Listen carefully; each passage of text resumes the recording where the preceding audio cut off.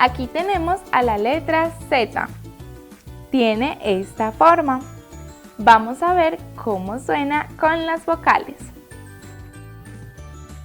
La Z con la A suena sa. La Z con la E suena se. La Z con la I suena si.